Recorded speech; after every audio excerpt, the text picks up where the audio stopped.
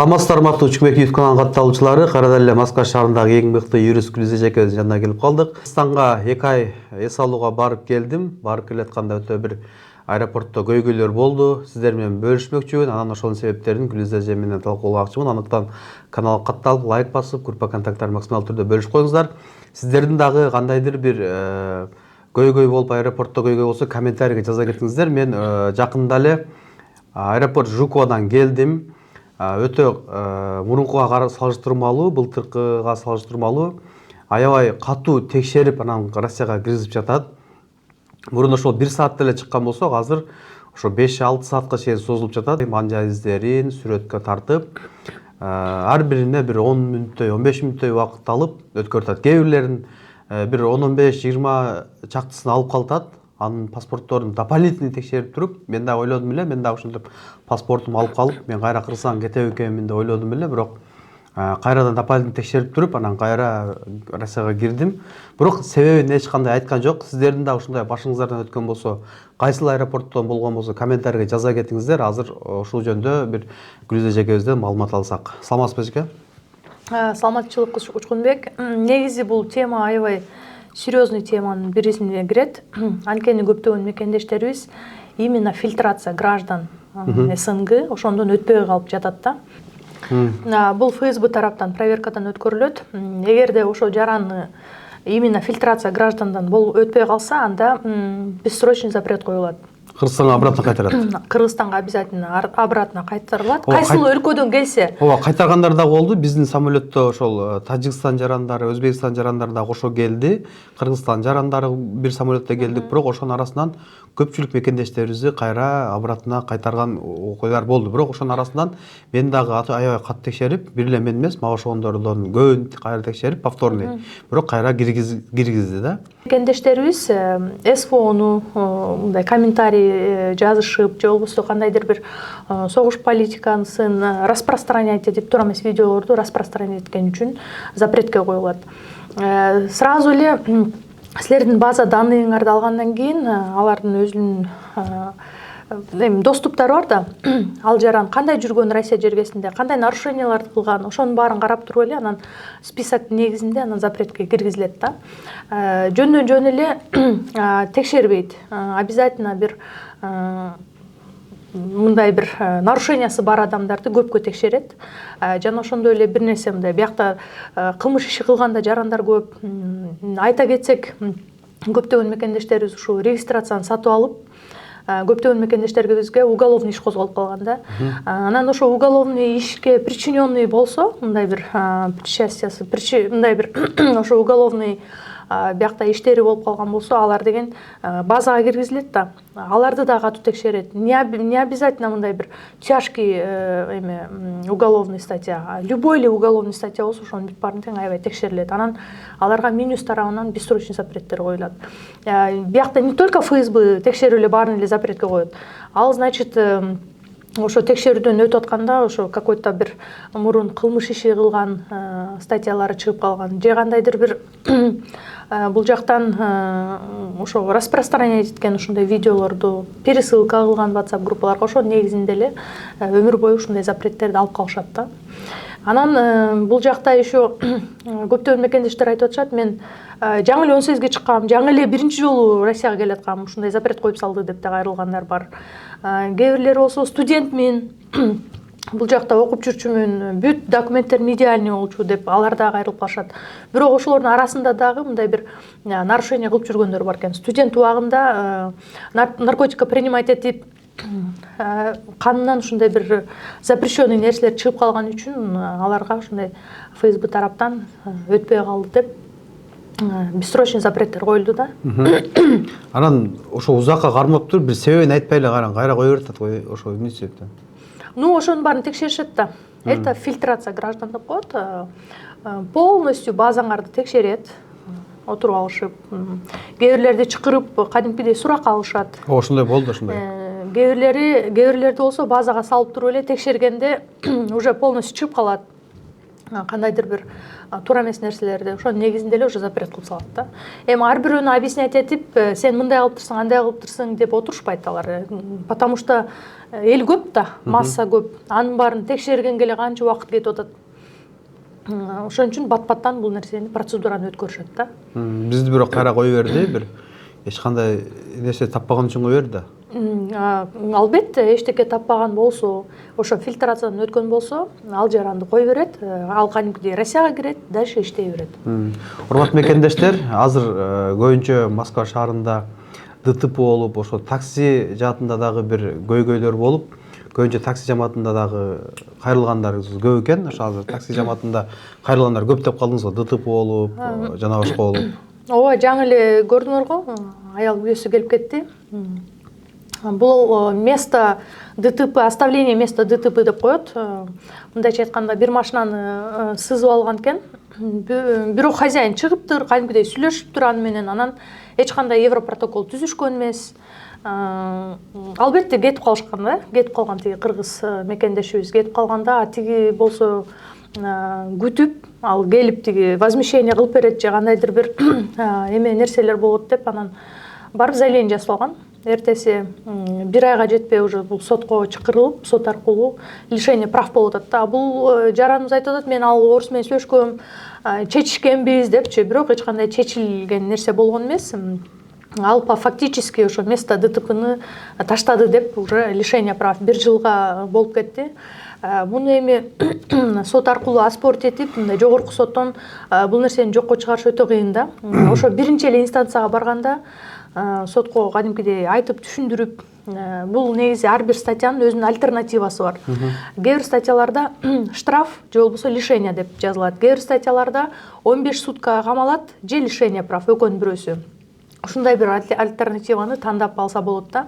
Аны первый инстанциядан чечиш керек негизи. Көптөгөн мекендештерибиз уже поздно болгондо кайрылып калышат да. Анан аябай көп распространенный бул метасвидетельствованиеден өтпөө болуп атат. Бүгүнкү күндө бул аябай мындай бир серьезный, самый серьезный штрафтын, самый серьезный лишение правдын бирөөсү. Эми бул кандай происходит? ГАИ кызматкери токтотот, метасвидетельствованиеден өтөсүңбү же өтпөйсүңбү, өтпөй деле койсоң болот, жөн эле штраф эле жазылат андан. Просто камерага өтпөйм деп сүйлөп коесуң, жана ошондой эле понятойлорго ооба мен өтпөйм деп эле коесуң, бүттү. Ошону менен сен да кетесиң батыраак, мен да кетем, өзүмдүн ишим бар, сенин да өзүңдүн ишиң бар. Бул жөн эле штраф, жөн эле формальности деп ушундай нерсе предлагать этишет экен биздин мекендештерге. А биздин мекендештер эми көпчүлүгү, конечно, баары эле юрист эмес да. Макул деп анын сөзүнө кирип, анан протокол түзүлүп, тиги видеого кадимкидей тартат. Өтпөйсүңбү метасвидетельствование деп жок деп жооп берет. Тиги жок деп айтып турат да камеранын артында. Анан еще понятойлор келет, алардан ошентип кол коюлуп, бүт протокол түзүлөт. Протокол түзүлгөндөн эми ал жараныбыз дальше жумушун кылып кетет. 1 айдын ичинде уже сотко чакырылат. Сотко барса эле ошо лишение прав. Кээ бирлер болсо сотко чакырганын даже укпай калышат дагы, айдап жүрө берип повторный кармалышат дагы, уголовный иш болуп кетип атат да бул жакта. Сен эмне үчүн лишение прав болуп турсуң, ушундай статья менен болуп турсуң. Бул деген самый серьезный статьяга кирип калат. Опьянение, место ДТП, место бул опьяненияга кирет, жана ошондой эле метасвидетельствованиеден өтпөйм деген серьезный статьяга кирет. Сен эмне үчүн кайра эле айдап жүрөсүң машинаны деп, ал адамды 15 суткага камап, жана ошондой эле плюс уголовный да иш козголуп калып атат да. Ошондуктан көптөгөн мекендештерге, водительдерге айта кетип элем, обязательно протокол сизге жазылганда ошону статьяны хотя бы окуп туруп, ошону Google'дан карап койсоңор өзүңөргө деле жакшы да, потому что недавно эле тоже бир таксистибиз кайрылып калды. Пешеходду өткөрбөй койгонго негизи 500 рубль штраф да, аны өткөрбөй койдуң деп ага протокол түзүп берет. Анан ал протоколду мага жөнөтөт. Карасам, эмени пешеходду өткөргөн жоксуң деген статья менен эмес, кичинекей жаш баланы без кресла айдап артасың деген статьяны коюп тур. Ал статьяга 100 000 штраф келет да. Еще именно ошо индивидуальный предпринимательство, таксопаркка келет. Бул серьезный нерсе да. Анан кийин сразу биз реакция кылдык дагы, ошол ким протоколду ким түзгөн райондогу МВДга бардык. ГИБДД барып туруп сразу на имя начальника заявление жазып баштасак эле тиги баягы ошо протоколду түзгөн гаишниктер келип калды. Келип калып, давайте кечирип койгула, биз ушу туура эмес статьяны коюп алыптырбыз деп. Ал кандай десем, эми бул туура эмес да. Ал гаишник билиш керек, анан туура эмес статьяны жазып алыптырмын деп кандайдыр бир нерселерди айтып атат да. Жок, биз айттык, биз жок, главный эмеге заявление жазабыз десек, жок, кечирип койгула, биз ушу неправильный протокол түзүп алдык деп кечирим сурап, анан протоколду жокко чыгарды да. Негизи айта кетчү нерсем, урматтуу мекендештер, особенно ошо водительдер да, таксиде айдап жүрөсүңөр. Бүгүнкү күндө штрафтар дагы аябай көбөйдү.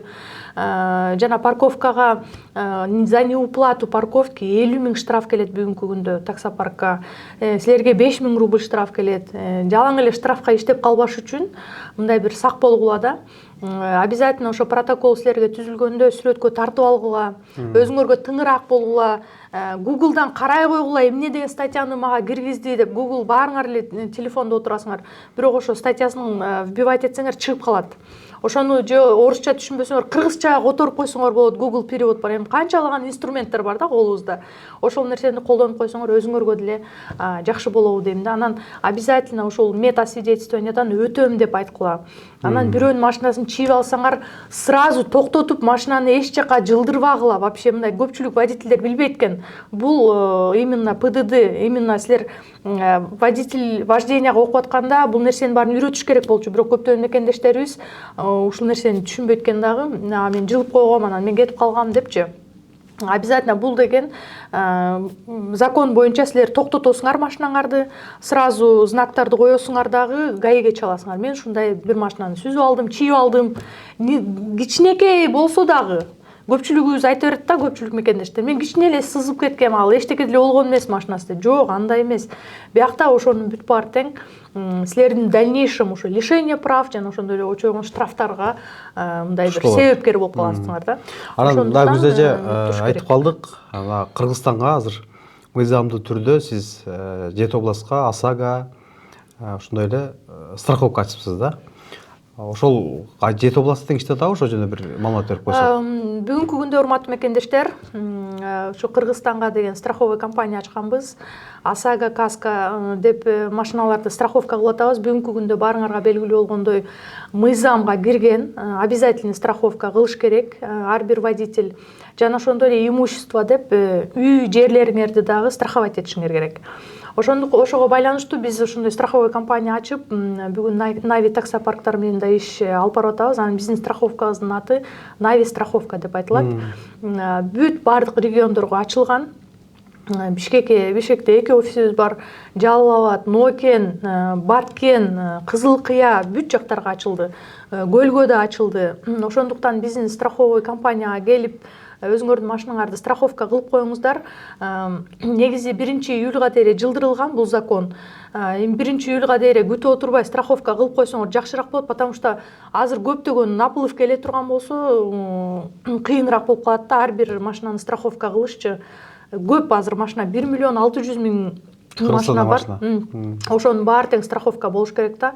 Анан страховка кылбасаңар 3000 сомдон штраф салынат бүгүнкү күндө уже 1-июлдан баштап. Жана ошондой эле урматтуу мекендештер, бул не только страховка мындай эле штраф албаш үчүн эле керек. Бул еще силердин машинаңарды защита кылат да. Эгерде ушундай бир ДТП болсо, страховая компания төлөп берет, возмещение ущерба кылып. Жана ошондой эле бул закон 9 жыл каралган экен да, Кыргызстандачы страховка боюнча. 9 жылда каралып, эми ишке ашып, ушул күчүнө кирди да. Эми ар бир жаран бул страховка кылыш керек. Например, биякта уже налаженная система да, Кыргызстанга караганда. ДТП болдубу, тиги страховая компания төлөп берет. Ошол сыяктуу эле Кыргызстанга дагы ушул нерсени, системаны внедрять этилди. Бүгүнкү күндө бул страховканы еще силер онлайн, офлайн да кылсаңар болот. То есть онлайн эле телефондон звонок этип туруп эле ошол документтериңерди жөнөтүп койсоңор сразу онлайн эле жөнөтүп силерге страховканы жөнөтүп коюшат бизнес сотрудниктер. Ошого урматтуу мекендештер, биздин страховой компаниядан страховка кылыңыздар. Сиздерге аябай кубанычтабыз ар дайым жардам бериш үчүн. Ооба, урматтуу мекендештер, бардыгы Кыргызстанда мыйзамдуу түрдө ОСАГО страховкаларды иштей баштады. Түшүнбөгөн суроолор болсо төмөндөгү номерге байланышып толук маалымат алсаңыздар болот. Заправ боюнча дагы айтып берсеңиз, ал кандай учурда керек болот? Вот муун оорулары, сөөк оорулары деп атасызбы, же кандай сыныгчы эмес? Сыныгчы эмесмин, эми кандай десем, бул эми бел ооруп калышы мүмкүн, мойну өзү астрахандроз болуп оорушу мүмкүн. Бел ооруганда эми кандай десем, иммунитет кичине слабыйлашканда тамандан суу өтүп, буттан суу өтүп эметкенде, ошо биринчи бутун колдон баштап укалап массаж кылам. Колдон укалап эметкенде желкеге чейин, же мына муунга чейин. Желкеге чейин укалап эметкенде мойунду мына эмелерди астрахандроз эмес, ошол боюнча укалайм. Анан кийин радикулит болуп калышы мүмкүн. Орусча айтканда радикулит дейт. Мындай куяң кармап эме, куяң үзүү эмес боюнча. Ошондо укалап эметкенде мына такымы мына бутун мына жери ооруп калышы мүмкүн, бел аркасы. Мисалы кандайда намаз окуп, бизде көбүнчө кыргызда салт боюнча ыйык Рамазан деп мына алдыда келатат майрам. Ошондо намаз окуган убакта эме болуп калышы мүмкүн. Окуй албай же бүгүлө албай мындай тарамыш түйүлүп, жоон тарамыштар түйүлүп калышы мүмкүн. Эми ошонусун жазышка аракет кыламын, аракет кылып укалап келатам. Мындан алдыңкы жылдарда 1-2 жыл укалап эметип келдим ошолгочу. Ошол немелерим өзүм. Анан эркектерге, анан аялдарга да кызмат көрсөтө бересизби? Эркектерге дагы, эркектерге өзү көбүнчө эркектерге массаж жасап келгенмин. Аялдар дагы өздөрү макул болуп, ыхлас менен кылып эметкен болсо, аялдарга дагы чечиндирбей эле кадимкидей эчтеме сүртүп, бир нерсе камчылап, баягындай уруп же неметип андай кылбайм. Мындай жеңил желпи, обыкновенный общий массаж жасап бере берем. Ошондой эле мекендештер, бизде 6 жылдык стажы бар, 6 жылдык опыту бар терапевт Роза эжеке менен дагы сиздерди тааныштырып кетейин. Роза эжеке лечебный массаждардын түрлөрүн жасайт, точечный массаж жасайт, классический жасайт, жана ошондой эле кайсыл спа массаждарды жасайсыз? Кененирээк айтып өтсөңүз өзүңүз дагы. Мен 6 жылдан 8 жылга жери стажым бар. Классический массаж, расслабляющий массаж, точечный, спортивный, тренажерный массаждарды жасайбыз. Адан тышкары спа капсулабыз бар. Ал 6 массажды бир эмеде эметет, ал фитобочканын улучшенный формуласында. Ал спа капсула денедеги аппаратный массаж, БЭМ массаж бар. Бул массаждар ичте сөөккө суук тийген эмелерди алып чыгат. Иммунитетти көтөрөт, ревматизмге жакшы, остеохондрозго жакшы. Роза эже, азыр мына спа капсула деп атпайбызбы? Ошонун баягы солевое, сиз өткөндө айтып аткансыз, солевое обертывание деген сезон келатат, ошону да жасап баштаймын деп, арыктатуучу деп, ошол тууралуу да кыздарга айтып кетсеңиз. Азыр эми сезону башталды. Көп кыздар жаска карата арыктайбыз. Арыктагысы келген кыздар, Роза эжеге кайрылыңыздар, бизге чалыңыздар. Солевой массаж. Бул спа капсулага атайын солевой массаж кылып, жаткырып, анан ошо кереги жок шлактарды ошо эме менен тер менен алып чыгат. Целлюлиттерди. Арыктоо үчүн болсо, бул аппаратка жаткыраардан алдын 1 саат массаж кылабыз, солевой массаж деп коет. Айбике мынаке, Назбике бизде массажды абдан жакшы жасайт. Солевой массажды жасап берет, жыттуу майлардын жардамы менен жана ошондой эле солдун, атайын массаж үчүн солдун жардамы менен жасап берет. Андан кийин ушул спа капсулага 1 саат жатасыздар. 4-5 сеанста жакшы результат аласыздар. 5-6 килограммдарга арыктайсыздар.